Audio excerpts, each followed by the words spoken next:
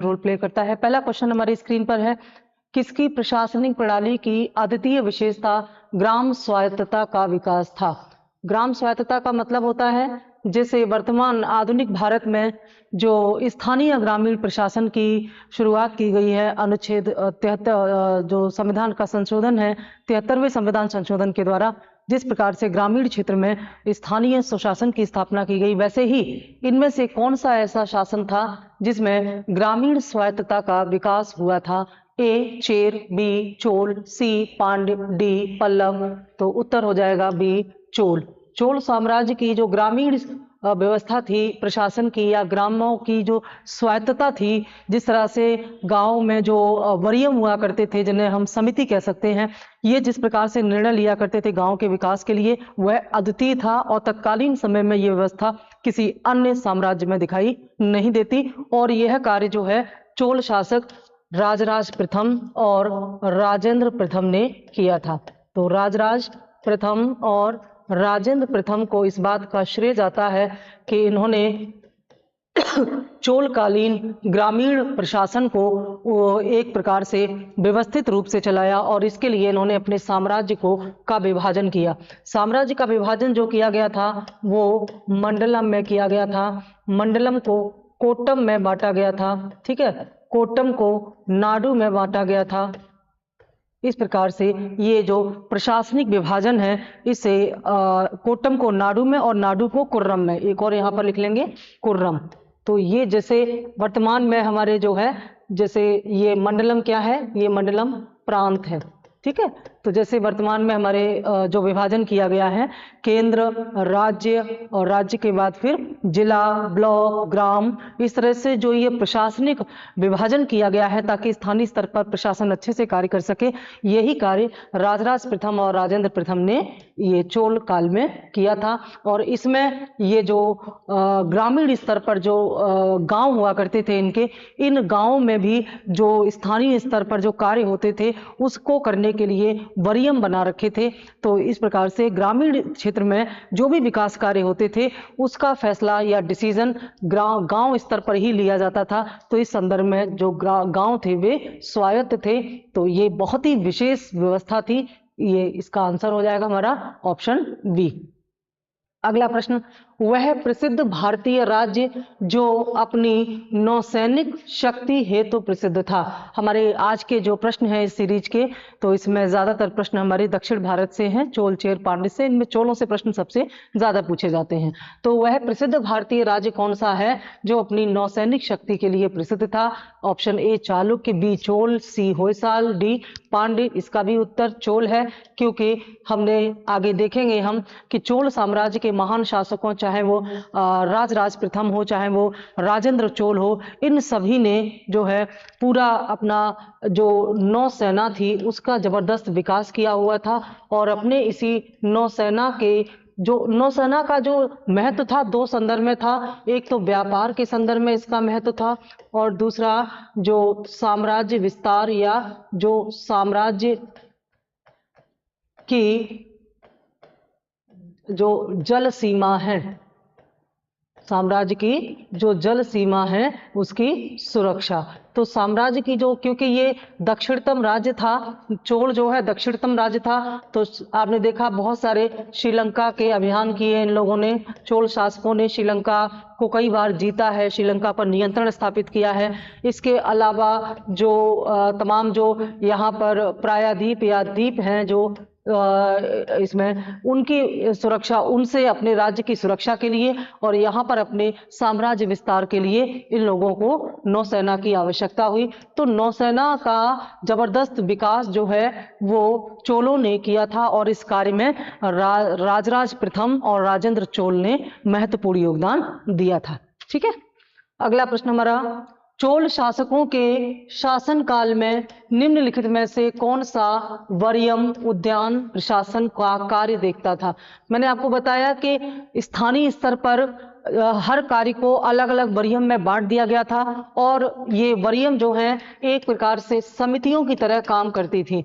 हम इनकी तुलना मैगस्थनीज द्वारा दिए गए उस विवरण से कर सकते हैं जिसमें मैगस्थनीज हमको ये बताता है कि मौर्यकालीन शासक चंद्रगुप्त मौर्य का जो नगरों का प्रशासन था उसका संचालन एक 30 सदस्यों वाली जो समितियां हैं वो करती हैं। 30 सदस्यों वाला एक मंडल करता है जिसमें कि 6 समितियां हैं और ये 6 समितियां, हर एक समिति में 5-5 सदस्य हैं। तो हर एक समिति का कार्य अलग था। जैसे कोई जनगणना का कार्य कराती थी तो कोई साफ सफाई का कार्य कराती थी। ठीक ऐसे ही चोलों ने भी यह कार्य किया था कि चोलों ने अपने जो स्थानीय स्तर पर जो कार्य होते थे, जैसे हमारी नगर पालिका और नगर महापालिका सिस्टम में होता है कि अलग अलग कार्य अलग अलग समितियों को दे दिया जाता है, तो ऐसे ही इन समितियों को हम चोलकालीन वरीयम से तुलना कर सकते हैं। पूछा गया है इनमें से कौन सा एक वरीयम है जो उद्यान प्रशासन, यानी कि जो उद्यान होते थे, जो गार्डन होते, बगीचे होते थे, उनकी देखभाल करता था। ए पानवरियम, बी एरिवरियम, सी टोटवरियम और डी संवत्सवरियम। तो इसमें हमारा उत्तर हो जाएगा सी टोटवरियम। ठीक है, ये जो टोटवरियम था इसका संबंध था उद्यान समिति से, यानी कि उद्यानों की देखभाल किया करती थी ये समिति। पानवरियम का संबंध किससे था? ये स्वर्ण समिति थी। स्वर्ण समिति का मतलब होता है जो सोने का कार्य करने वाले जो लोग थे उनकी देखभाल और प्रबंधन करती थी, जैसे जिसको सुनार कहते हैं। एरवरियम क्या थी? यह तालाब समिति थी। तालाब क्यों जरूरत पड़ती थी? क्योंकि तालाब से सिंचाई और अन्य पानी की आवश्यकता होती थी पूरी, तो ये तालाब समिति को हम एरवरियम कहते हैं। और इसी प्रकार से हमारी जो संवत्सवरियम है ये वार्षिक वरियम हुआ करती थी। ठीक है, ये वार्षिक वरियम हुआ करती थी। तो इनको आप देख लेंगे और इनकी नोट्स बना लेंगे। पानवरियम स्वर्ण समिति, एरवरियम तालाब समिति, टोटवरियम उद्यान समिति, संवत्सवरियम वार्षिक समिति। इस प्रश्न का उत्तर हो जाएगा सी, टोटवरियम का संबंध उद्यान प्रशासन से था। अगला प्रश्न, दक्षिणा पथ के रूप में सुविख्यात प्राचीन व्यापारिक मार्ग किसको जोड़ता था? ए अजंता को गोलकुंडा से, बी एलोरा को मुजरिस से, सी अजंता को अरिकामेडु से और डी अजंता को पाटलिपुत्र से। इस प्रश्न का उत्तर होगा डी अजंता को पाटलिपुत्र से। ये किस समय की बात हो रही है? ये बात हो रही है मौर्य काल की। ठीक है, मौर्य काल में व्यापार बहुत ही अच्छी स्थिति में था और मौर्य काल में उत्तरा पथ और दक्षिणा पथ के रूप में दो महत्वपूर्ण मार्ग बने हुए थे। तो इनके द्वारा दक्षिणा पथ जो है उज्जैन से कन्याकुमारी और उत्तरा पथ तक्षशिला से कन्याकुमारी को जोड़ता था। तो इसी के तहत जो दक्षिणा पथ था, ये जो दक्षिणा पथ उज्जैन से कन्याकुमारी को जोड़ता था और वही बाद में यहाँ पर अजंता को पाटलिपुत्र से भी जोड़ता था। ये इसका दूसरा हिस्सा था। अजंता कहाँ पर है? ये महाराष्ट्र में है और पाटलिपुत्र मौर्य काल में मगध की राजधानी थी या मौर्य साम्राज्य की राजधानी थी। तो अजंता को पाटलिपुत्र से जोड़ने वाला जो मार्ग है ये दक्षिणा पथ के अंतर्गत आता था। तो जो कौटिल्य है उसने अपने अर्थशास्त्र में इन व्यापारिक मार्गों की चर्चा की है। ठीक है, अगला प्रश्न है हमारा, निम्न में से कौन सी संस्था विदेशी व्यापार से संबंधित थी? ए श्रेणी, बी नगरम, सी नानादेशी और डी मणिग्रामम। तो इसका उत्तर हो जाएगा सी नानादेशी।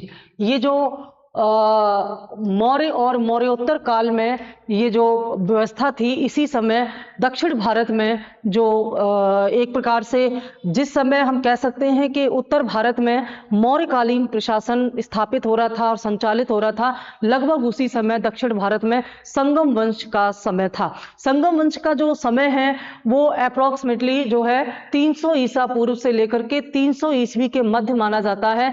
और इसका जो साक्ष्य है जो वो साहित्यिक साक्ष्य है जिसे हम संगम साहित्य कहते हैं। तो उसी समय दक्षिण भारत में नानादेशी जो है ये एक ऐसी संस्था या समिति हुआ करती थी जो विदेश व्यापार से संबंधित थी, यानी कि व्यापारियों का वह समूह जो विदेश व्यापार में लगा हुआ था उसे क्या कहते थे? उसे नानादेश कहते थे। और इसके अलावा श्रेणी, मणिग्रामम और नगरम ये भी व्यापारियों का समूह था। ये अलग अलग प्रकार के व्यापारियों का समूह था। तो व्यापारी अपने समूह में व्यापार करते थे, संगठित रूप से व्यापार करते थे, तो इसलिए उनको अलग अलग कैटेगरी में रखा गया था। विदेश व्यापार करने वाली व्यापारिक समिति या समूह को नानादेशी कहा जाता था।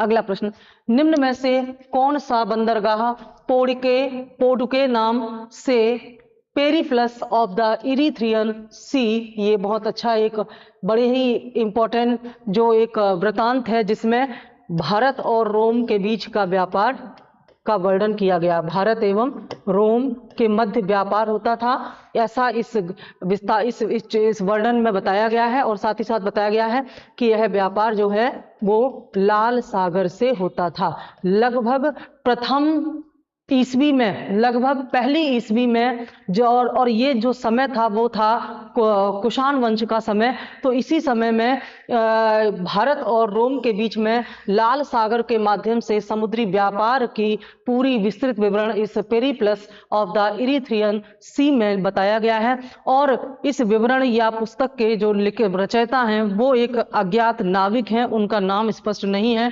तो उन्होंने इस विवरण में पोर्टुके नाम के एक बंदरगाह का जिक्र किया है और बताया है कि भारत और रोम के बीच में जो समुद्री व्यापार होता था वो इस पोर्टुके नाम के बंदरगाह से होता था। ये पोर्टुके क्या है, ये आपसे पूछा है कि ये पोर्टुके क्या है। ए अरकामेडू, बी ताम्रलिप्ति, सी कोरके और डी बारबेरिकम। तो इसका उत्तर होगा कि पोर्टुके अरकामेडू है और अरकामेडू वर्तमान कोरोमंडल तट पर स्थित है।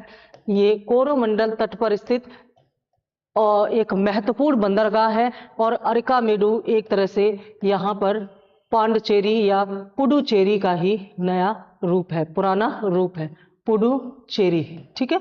और इस स्थान पर यानी कि अरकामेडू को ही पोर्टुके कहा गया है इस ग्रंथ में या इस विवरण में। पोर्टुके जिसको कहा गया है वो अरकामेडू है। अरकामेडू की पहचान हमने आपको बता दी।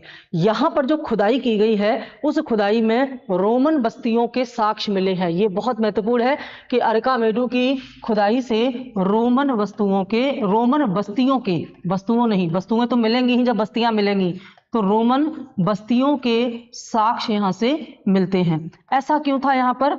ऐसा इसलिए था क्योंकि इस बंदरगाह के माध्यम से भारत और रोम के बीच में बहुत ही अच्छी मात्रा में समुद्री व्यापार हुआ करता था और इसीलिए यहाँ पर कुछ रोमन व्यापारी आकर के बसे हुए थे जो इस व्यापार में भागीदारी करते थे। तो इसीलिए यहाँ पर रोमन बस्तियों के साक्ष्य और उनके द्वारा उपयोग की जाने वाली वस्तुओं के साक्ष्य भी मिलते हैं। यह प्राचीन समय में रोम के साथ भारत के व्यापारिक मार्गों का एक बहुत बड़ा साक्ष्य माना जाता है।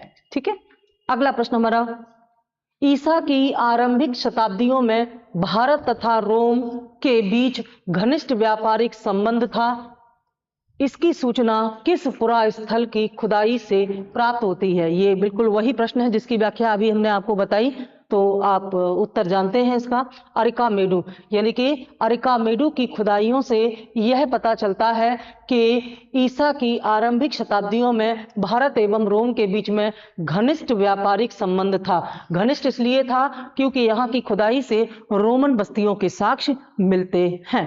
ठीक है, अगला, निम्नलिखित में से किसको दक्षिण भारत के विशेषकर चोल युग के स्थापत्यों की विश्व में श्रेष्ठतम प्रतिमा या रचना माना गया है? इनमें से वो कौन सी कृति या आर्ट है जिसे दक्षिण भारत के यानी कि चोल काल के स्थापत्यों की सबसे श्रेष्ठतम प्रतिमा और माना जाता है, ना केवल भारत के संदर्भ में बल्कि वैश्विक संदर्भ में? ए महिषासुर मर्दिनी, बी नटराज, सी राम और डी सोम स्कंद। तो उत्तर हो जाएगा बी नटराज। नटराज की जो मूर्ति या जो प्रतिमा है यह वैश्विक स्तर पर बहुत ही श्रेष्ठतम मानी गई है और यह चोलकालीन स्थापत्य है। चोल काल में इनकी रचना हुई थी और ये शिव की आकृति में या शिव की मूर्ति के रूप में बनाए गए थे। बहुत महत्वपूर्ण है ये और बड़ी ही सुंदर नटराज की मूर्तियां इनके समय में बना करती थी। निम्नलिखित में से किस मंदिर परिसर में एक भारी भरकम नंदी की मूर्ति है जिसे भारत की विशालतम नंदी मूर्ति माना जाता है? नंदी कितने लोग जानते हैं? मैसेज करके बताइए, हमको कमेंट करके बताइए कि नंदी का भारत के जो धार्मिक संस्कार हैं उसमें क्या महत्व है और नंदी को किस भगवान से जोड़ा जाता है। ठीक है, इसके बारे में बताइए। तो हमारे इस प्रश्न का उत्तर जो है वो होगा कि जो तंजौर का बृहदेश्वर मंदिर है, तंजौर का बृहदीश्वर मंदिर है, यहाँ पर नंदी की एक बहुत भारी भरकम मूर्ति है और यह भारत की विशालतम नंदी मूर्तियों में से एक है। यह बृहदीश्वर मंदिर कहाँ बना है? यह तंजौर में बना हुआ है और इसका निर्माण किसने कराया? चोल शासक राजराज प्रथम ने कराया और इसीलिए इस तंजौर के मंदिर को हम राजराजेश्वर मंदिर भी कहते हैं।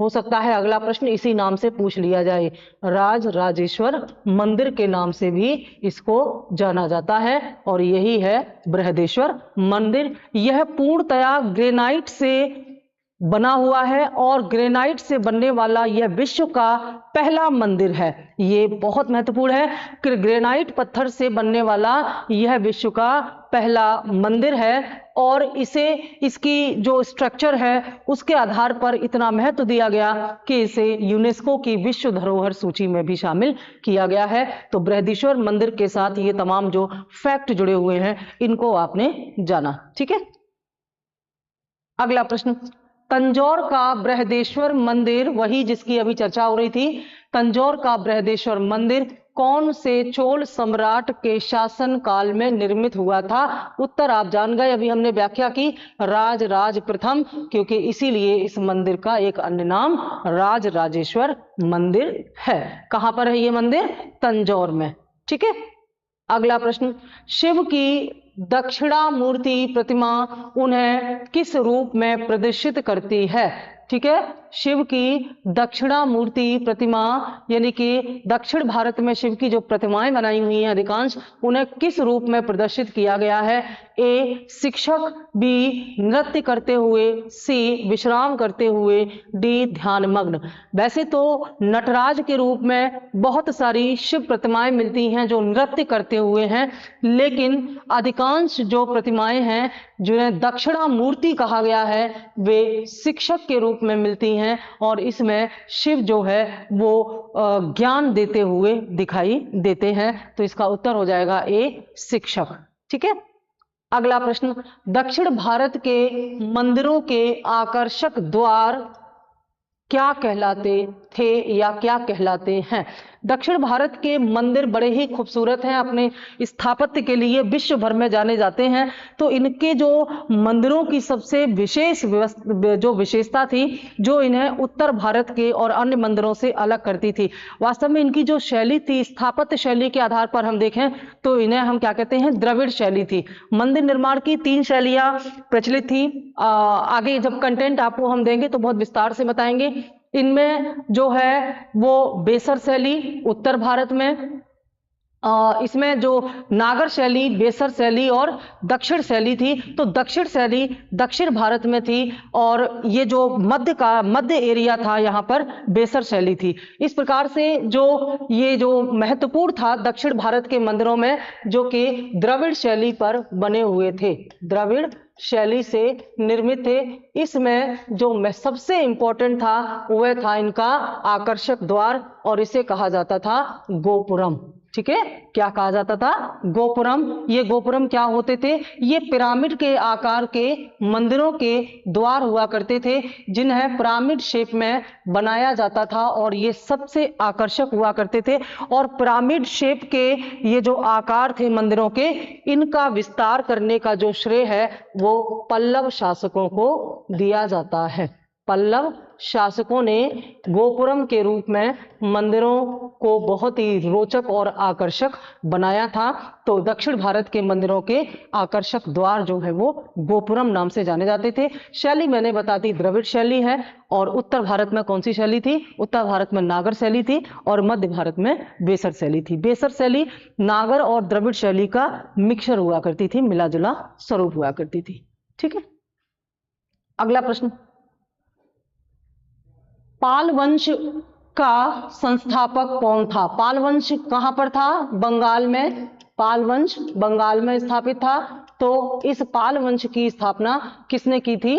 पाल वंश का एक महत्वपूर्ण शासक आप जानते हैं धर्मपाल था, जिसने विक्रमशिला जो विश्वविद्यालय है जो बौद्ध शिक्षा के लिए प्रसिद्ध था, इसकी स्थापना कराई थी। लेकिन यह पाल वंश का संस्थापक नहीं था।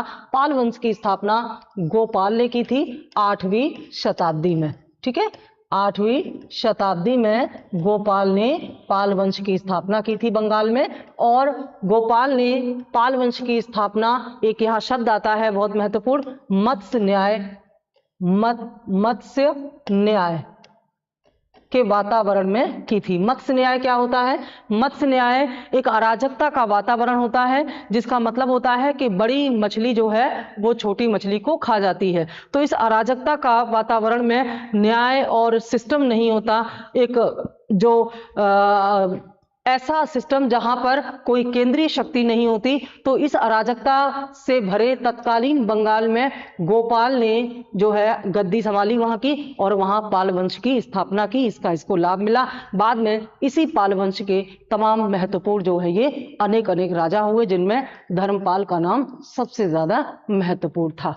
ठीक है, अगला प्रश्न, बौद्ध शिक्षा का केंद्र क्या है? इनमें से कौन सा बौद्ध शिक्षा का केंद्र है? अभी मैंने बताया धर्मपाल द्वारा स्थापित विक्रमशिला जो है ये बौद्ध शिक्षा का महत्वपूर्ण केंद्र है। और ये भारत ही नहीं, वैश्विक स्तर पर बहुत सारे चीनी यात्री आए जिन्होंने यहाँ पर बौद्ध शिक्षा ग्रहण की या बुद्ध पर अध्ययन किया, रिसर्च किया। अगला प्रश्न, निम्न में से कौन विक्रमशिला विश्वविद्यालय के संस्थापक थे? इनमें से विक्रमशिला विश्वविद्यालय के संस्थापक कौन थे? ए गोपाल, बी धर्मपाल, सी देवपाल और डी महिपाल। तो उत्तर बता दिया गया है आपको, धर्मपाल जो हैं ये विक्रमशिला विश्वविद्यालय के संस्थापक। क्वेश्चन नंबर 16, विक्रमशिला विश्वविद्यालय इनमें से आज के किस राज्य में अवस्थित था? वही विक्रमशिला विश्वविद्यालय जिसकी स्थापना धर्मपाल ने, पाल शासक धर्मपाल ने कराई थी। ए मध्य प्रदेश, बी ओडिशा, सी बिहार, डी झारखंड। उत्तर होगा सी बिहार। वर्तमान जहां पर बिहार है वहीं पर, क्योंकि उस समय बिहार का जो साम्राज्य था, राज्य था, वो काफी विस्तारित था। तो यहीं पर धर्मपाल ने विक्रमशिला विश्वविद्यालय की स्थापना की थी। अगला प्रश्न, निम्नलिखित स्थानों में से कौन सा स्थान पूर्व मध्यकाल में शिक्षा का केंद्र नहीं था? पूछा गया है पूर्व मध्यकाल में। ठीक है, ए नालंदा, बी विक्रमशिला, सी तक्षशिला, डी ओदंतपुर। तो इनमें से जो नालंदा है, विक्रमशिला है और ओदंतपुरा है, ये तीनों ही पूर्व मध्यकाल में शिक्षा के केंद्र थे। लेकिन तक्षशिला जो है वो प्राचीन काल में या मौर्य काल में शिक्षा का केंद्र था, न कि पूर्व मध्यकाल में। इसलिए उत्तर हो जाएगा सी, तक्षशिला पूर्व मध्यकाल में शिक्षा का केंद्र नहीं था। अगला प्रश्न, गुर्जर प्रतिहार वंश की स्थापना किसने की थी? गुर्जर प्रतिहार वंश की स्थापना जो है 730 ईस्वी में नागभट्ट ने की थी, और अरबों के आक्रमण से पश्चिमी भारत की रक्षा भी की थी। तो ये बड़ा ही एक तरह से बहादुर और महत्वपूर्ण शासक था गुर्जर प्रतिहार का। तो इसी ने 730 ईस्वी में गुर्जर प्रतिहार वंश की स्थापना भी की, और पश्चिम भारत को क्योंकि गुर्जरों का जो राज्य था पश्चिम भारत में ही था, तो पश्चिम भारत को अरबों के आक्रमण से इसने सुरक्षा प्रदान की। अरबों के आक्रमण से सुरक्षा प्रदान की। आक्रमण से सुरक्षा, ये बहुत महत्वपूर्ण है, इसको ध्यान में रखेंगे। तो प्रश्न का उत्तर हो गया ऑप्शन ए। अगला प्रश्न, निम्नलिखित में से किसने सोमपुर विहार का निर्माण कराया था? निम्न में से किसने सोमपुर महाविहार का निर्माण कराया था? सोमपुर महानिर्माण का मतलब है कि एक विहार का मतलब, महाविहार का मतलब, जैसे ये एक तरह से भिक्षुओं के रहने का स्थान भी हुआ करते थे, और ये धर्म के प्रचार के लिए भी इस्तेमाल किए जाते थे, शिक्षा के प्रचार के लिए भी इस्तेमाल किए जाते थे। तो ए कुमारगुप्त प्रथम, बी हर्षवर्धन, सी धर्मपाल और डी विजयसेन। तो इसका उत्तर है बी, सी धर्मपाल। धर्मपाल ने बौद्ध धर्म से प्रभावित होकर के क्या क्या किया था? पीछे एक प्रश्न का उत्तर आपको मिल चुका है। बौद्ध धर्म से प्रभावित होकर के इसी ने विक्रमशिला विश्वविद्यालय की स्थापना कराई और इन्होंने ही सोमपुर महाविहार की स्थापना भी कराई। और ये दोनों ही जो स्थान है या स्थापत्य हैं ये बौद्ध धर्म से प्रेरित थे और स्वयं धर्मपाल भी बौद्ध धर्म से प्रेरित था। ठीक है, ये जो कुमारगुप्त का नाम है, कुमारगुप्त ने क्या किया था? इन्होंने नालंदा विश्वविद्यालय की स्थापना कराई और यह जो नालंदा विश्वविद्यालय है ये भी शिक्षा का महत्वपूर्ण केंद्र था। ये कब हुआ था? ये गुप्त काल में हुआ था। कुमारगुप्त जो है गुप्तकालीन शासक थे। लास्ट प्रश्न है हमारा, महानतम प्रतिहार राजा कौन सा था? ए धर्मपाल, बी हर्ष, सी मिहिरभोज और डी महेंद्रपाल। तो इनमें महानतम प्रतिहार राजा जो था वो मिहिरभोज था। और मिहिरभोज जो है ये साहित्य का बहुत बड़ा जानकार था, संरक्षक था और ये माँ सरस्वती की पूजा किया करता था और इसने इनके शासनकाल में बहुत ही महत्वपूर्ण साहित्य लिखे गए। ये स्वयं ही भी साहित्य लिखा करते थे। तो ये प्रतिहार शासन में बहुत महत्वपूर्ण राजा, महानतम राजा माने जाते हैं। धर्मार्थ कार्यों में इन्हें बड़ी ही रुचि थी। तो ये हमारा हुआ 20 प्रश्नों का एक पूरा चार्ट और ये है इसके उत्तर। तो अब ये कोशिश रहेगी कि तबीयत ठीक रहे तो ये कंटिन्यू किया जाए और हम प्रयास कर रहे हैं मे भी कल से आपको इतिहास के कुछ कंटेंट भी इसमें मिलना शुरू हो जाएंगे। और सबसे इम्पोर्टेंट बात ये कि हम जैसे मैंने पहले भी आपको बताया दिसंबर फर्स्ट वीक में आप लोगों के लिए विद कंटेंट एक पूरे जीएस की समरी सब्जेक्ट वाइज लाने की कोशिश कर रहे हैं, जिसमें कि डेली हमारे कम से कम 2 या 3 वीडियो जाते रहें अलग अलग सब्जेक्ट के, जिसमें जीएस के जितने भी मुख्य 5-6 सब्जेक्ट हैं जो ऑल जीएस में आते हैं उनकी पूरी समीक्षा या समरी हम कर सकें, ताकि जो बच्चे प्रीलिम्स 2024 में एग्जाम देने वाले हैं वो अपने पूरे प्रीलिम्स के जो जीएस के सिलेबस हैं उनको पूरा रिवाइज कर सकें। इसके लिए हम ऑनलाइन क्लास ऑर्गेनाइज कर रहे हैं। तो जो बच्चे इंटरेस्टेड हैं, जो 2024 का प्रीलिम्स दे रहे हैं, वे इस मौके को बिल्कुल भी मिस नहीं करेंगे, क्योंकि एक तरफ तो आपका प्रैक्टिस सेट आप तैयार कर रहे हैं और दूसरी तरफ आप इससे रिलेटेड जो कंटेंट हैं उसकी पूरी समरी या समीक्षा कर देंगे, ब्रीफिंग कर लेंगे। मतलब कम समय में ही पूरा सिलेबस आपका दोहरा दिया जाएगा। तो इसकी क्लास डेली आपको मिलेंगी। तो इससे रिलेटेड कोई भी जानकारी आपको चाहिए, कॉन्टैक्ट नंबर उसमें है, उस पर आप लोग कॉन्टैक्ट कर सकते हैं और अपना रजिस्ट्रेशन जो है वो करा सकते हैं।